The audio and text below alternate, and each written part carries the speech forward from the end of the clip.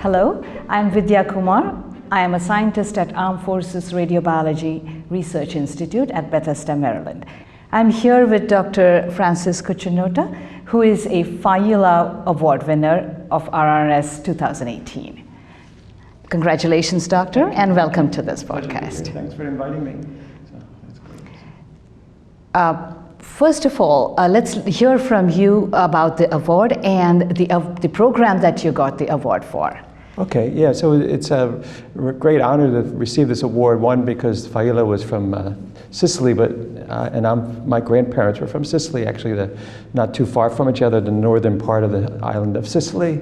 And also it's a pleasure because the Failla Award is about 60 years old, and I'm the first one who was directly on space radiation. And other winners like Tobias and Dudley Goodhead had things about heavy ions, but I think I'm the first one directly on this area. And if you come to the annual meeting, space radiation has been a mainstay for a long time.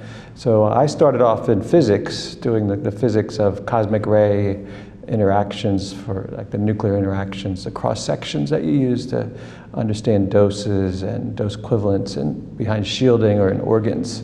And then I moved into radiobiology and like in biophysics modeling of radiobiology, and worked with Dudley Goodhead at the Medical Research Council on a sabbatical. And from there I went more into having a lab at Johnson Space Center, looking at biodosimetry of astronaut lymphocyte samples, and we did studies on cataracts. So I've kind of been gotten broader and broader as I moved into my career, and I've been fortunate that I've published over 60 papers in our journal, the Radiation Research Journal, and a variety of areas. So I started with nuclear physics, moved into biophysics, radiobiology, and a lot of different things. So I think that's why they recognized me as the award winner this year. You've covered the entire spectrum of radiation. Yeah, so the space radiation is a kind of little niche, so it's not as, in many ways it's not as important as other areas in radiation research where it has a direct applicability to patients or diagnostics. But it is an important place, and it's very interesting science because it's really from an extraterrestrial source. It's a different type of radiation, heavy ions, and we've been struggling for decades to figure out what will happen when humans have long-term exposures to these types of radiations. So one of the directors from where you're at now, AFRID, John Ainsworth, helped us for many years, and so there's been some really good people that have helped us. Oh, that's very nice to hear. Did you always wanted to be in space research or nuclear? Because you said you started with health physics and nuclear physics, and did you always wanted that growing up, or it's just? I kind of fell into it. Maybe the will of God. It's interesting because my daughter just got her PhD in molecular biology, and she knew right along what she wanted to do it, and what part of the molecular biology, and where she was going to go. And I kind of got into a graduate school, and my faculty advisor had funding from NASA, and so I got involved. And that's when your association with space research and NASA came up with? Yeah, so I knew I wanted to be in theoretical nuclear physics, but then the interaction with space radiation was through my faculty advisor, nothing that I had dreamed about or anything like that. So you learn as you go. I think the field has really changed because there is this presumption that it's all about shielding and using the methods that we have on Earth, but there's been very good advice and external reports from the National Council of Radiation Protection and the U.S. National Academy of Sciences saying, wait a minute, you can't use the Earth-based methods for this type of radiation, and also for this population, because it's a very specialized population of very healthy people and well-educated and extensive training, and also they undergo other risks. So that's one of the struggles, is some people think that the risk of the spaceship failure, either on launch or return or anywhere in between, is such a big risk that the radiation part is, they shouldn't worry about it. But it's smaller compared to that. well, but that's actually, it's not smaller. So that's the thing. So it's just because they're putting in tens, maybe hundreds of billions of dollars to make those things I mentioned safe, to launch the life support during the mission and the return. They're spending an enormous amount of money, and it is safe. So the radiation risks are actually higher. The difference would be the radiation risk comes after the mission. So you have you can still have a mission success scientifically, programmatically, but for the individual, the effects come up much later. Yeah, it could be a few years or a few decades after the mission you'd have these effects. And that's the sad part of it, and we should pay attention to. That's what you are suggesting. Oh, okay. And how the new students in training or scientists in training should be looking forward to this space research? How do they approach it? Not everybody comes with health physics or nuclear physics background, but somebody who is a biologist, if they want to get into space research and understand the biology in it, how do they approach this? Yeah, well, we had a summer school at Brookhaven National Lab where we have the accelerator that was going for more than 10 years. Actually, they just ended it. I left NASA, but they just ended it. But that was something I thought of to have a group of students go there, and it's an application process, and be selected to go there and get intensive lectures for over about a month, and actually to do some experiments with particle beams. Okay, so that's that's one way, and there's some programs like that that occur in Europe as well. And there's a recent one in Brussels and another one at Darmstadt at the GSI facility from time to time. Mm-hmm. So that's one way, but that's not for everybody. So you have to read the literature if you're looking for a place to find somebody who does that type of research. And we really need people who have like the state-of-the-art research interests and skills to apply it to our problem. So I think that's number one advice. It's better for space exploration to get the brightest people involved and to have them then look at our problems rather than people that are just interested in space and know that type of technology, because it's not going to solve this problem of what's the risk for the cancer, cognitive effects, and other health risks, and how to mitigate them. You need new approaches.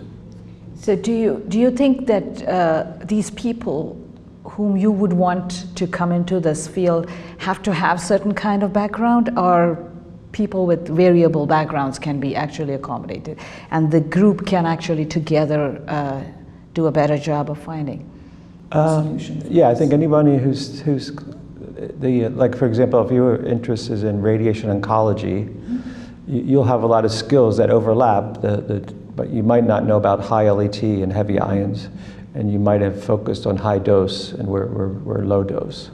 Yes. Low dose and prolonged. Low dose and prolonged, and high RBE, we think. We don't know for sure. Yes. So that these are the differences that have to be understood. And then there's interest in, like when you think about DNA damage, in most facilities in oncology using X-rays, or maybe protons. So the type of DNA damage there is different than heavy ions. Heavy ions have more complex damage.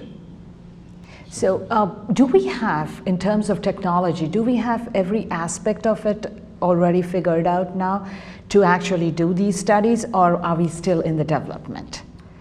I think there's the number one question for me is the model you use. So we're different than clinical research, or where you can look at patients and then look at experimental models to see how the experimental model can change the treatment of the patient, and look at patient outcomes to see what's successful, because the space missions in the past are shorter, and there's been a few hundred people in space, but it's just really not enough.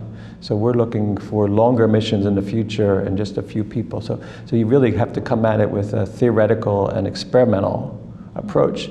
And the problem is the experimental models we use are only a few things have been improved over the years.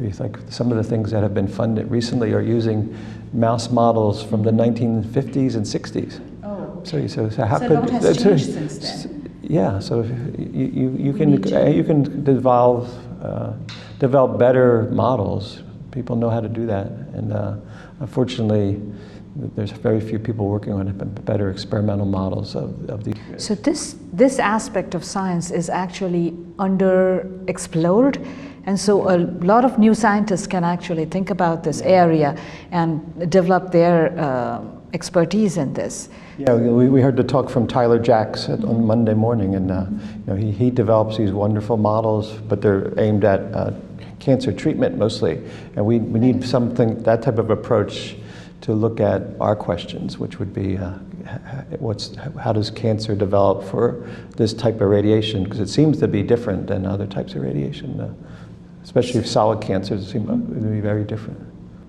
So the progress is very different, the generation of cancer is very different. Do we know the frequency of it? Do we know aspects of? We have predictions. But the predictions have a large uncertainty. So it could be like a Mars mission, which is about 900 days. The risk could be 1% chance of death, or it could be 25% chance. So the predictions have a wide range, and we want to know more precisely. And then our limits for the space station astronauts are 3%. So if it's 25%, that's much huge. Yeah. So we need to know that better. Maybe for the Mars mission you would allow 4% or 5%, but I don't think it'd be acceptable to allow 25%. 25% of the, no, that would be. Because that means, and if you have 6 people, that means you're guaranteeing occupational. Yes, that's not, that wouldn't be very convenient for sure. So what do you see, where do you see this research? Every research has a future. So space research with Mars mission coming up, where do you think we are going? Yeah, so there's a lot of interest in neuroscience now and cognitive effects, maybe even late effects. There's a couple of people have used heavy ions with transgenic or Alzheimer models, so there's models, mice, for example, don't get Alzheimer's disease, but you can introduce genes that give them the pathology of Alzheimer's. So that if you irradiate those mice, the pathology will appear earlier. So that's a concern. And then there's a bigger concern would be cognitive changes during the mission or soon after. And there seems to be some indication that might occur, but there needs to be more experimentation on chronic exposures, and also more information on how well these small animal models represent human cognition.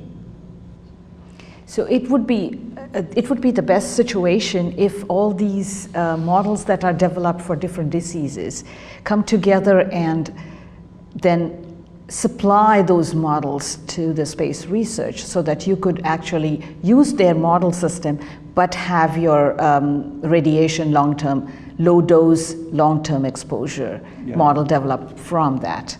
Yeah, I think you have to, there should be some models, for example, again, from Tyler Jacks, that he's developed that might have some influence and impact for us, but the approach they use could be to develop a different model to answer some of the questions in space research, like I mentioned the solid cancers. It seems some types of tumors get very high RBEs for solid cancers, and why is that? So is it about initiation, promotion, non-targeted effects? So can you develop models to help answer that question?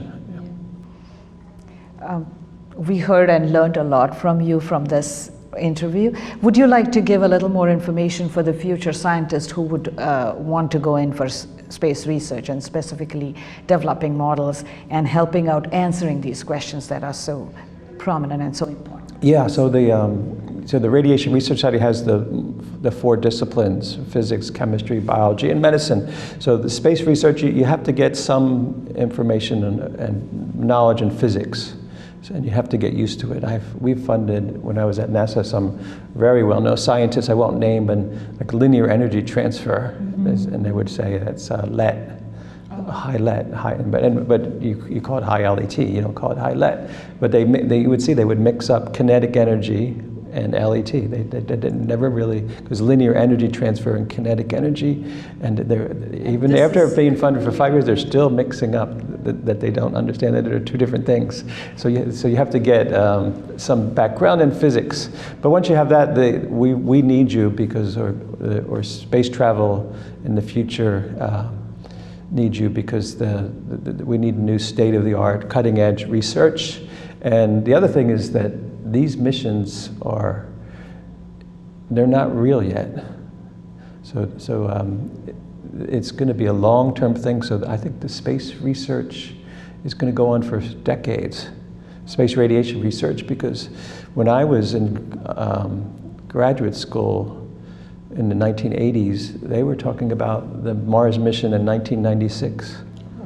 And then it was 2004, and then it was 2018, and now they're saying now they're saying 2035. So the mistake they make at NASA is they're always thinking that it's 10, 20 years away, so that they don't want to support basic research. So in retrospect, they should have been funding basic research all along, and they have somewhat, but so I think really basic research approaches are what needed because.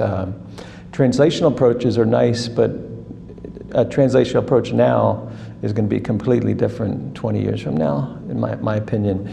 But the basic research will have a long-lasting impact and a benefit. And so the time that we have now, we should use it appropriately and actually build our base much better. Because you really need to know.